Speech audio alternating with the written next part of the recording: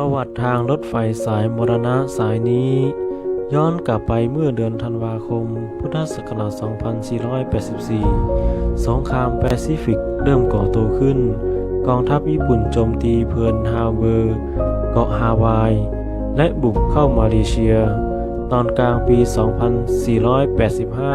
สารโปรดทราบที่สถานีน้ำตกที่นี่สถานีน้ำตกขับรถเที่ยวนี้ได้สุดปลายทางที่สถานีน้ำตกนะครับ จากนั้นกองทัพญี่ปุ่นต่อสู้กับกองทัพอินเดีย แต่ญี่ปุ่นรู้ดีว่าถ้าใช้เส้นทางเดินเรือขนอาวุธยุทโธปกรณ์นั้นเสี่ยงต่อการถูกโจมตีทางอากาศ จึงตัดสินใจสร้างทางรถไฟตัดผ่านประเทศไทย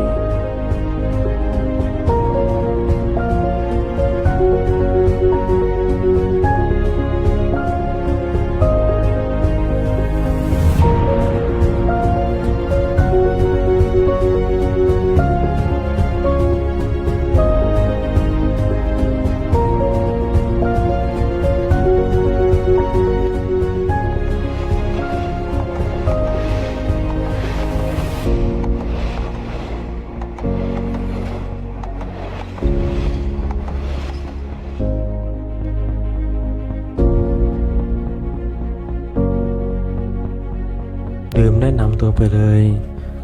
ผมพระกันดาวยะกันทวโย วันนี้เราจะได้รู้กันแล้วว่า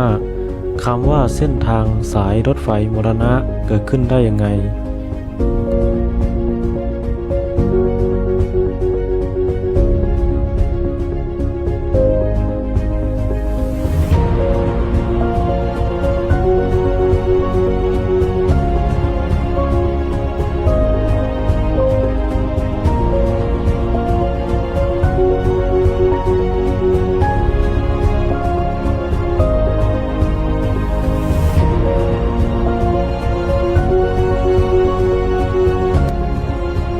ทางรถไฟสายมรณะสายนี้สร้างขึ้นในช่วงสงครามโลกครั้งที่ 2 โดยใช้แรงงานเสดยศึกฝ่ายสัมพันธมิตร และกรรมกรชาวเอเชียที่กองทัพญี่ปุ่นเกณฑ์มาสร้างเพื่อใช้เป็นเส้นทางยุทธศาสตร์ หากจะนับหนอนหมุนรางรถไฟมีเท่าไหร่จำนวนผู้คนเสดยศึกที่ถูกเกณฑ์มาสร้างทางรถไฟสายนี้ก็ตายไปเท่านั้น นี่คือคำเล่าขานถึงเส้นทางรถไฟสายประวัติศาสตร์ไทยพม่าระยะทางกว่า 415 กิโลเมตร นี่คือความหฤโหดทารุณและยากลำบากที่เสดยศึกได้รับ จนได้รับขนานนามว่าเส้นทางรถไฟสายมรณะนั่นเอง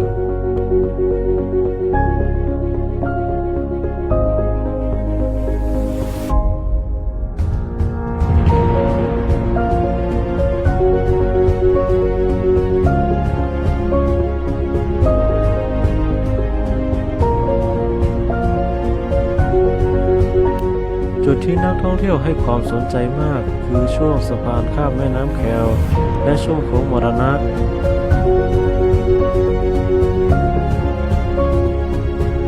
หรือถ้ำกระแชซึ่งเป็นสะพานโค้งเรียบแม่น้ำแควน้อยยาวประมาณ 400 เมตร ทิวทัศน์ตลอดเส้นทางสวยงามมาก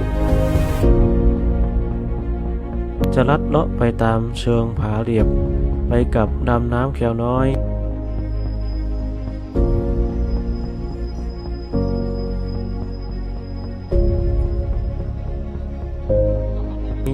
ปัจจุบันทางรถไฟสายนี้สุดปลายทางที่บ้านท่าเสาหรือสถานที่น้ำตกรวมระยะทางประมาณ 77 กิโลเมตร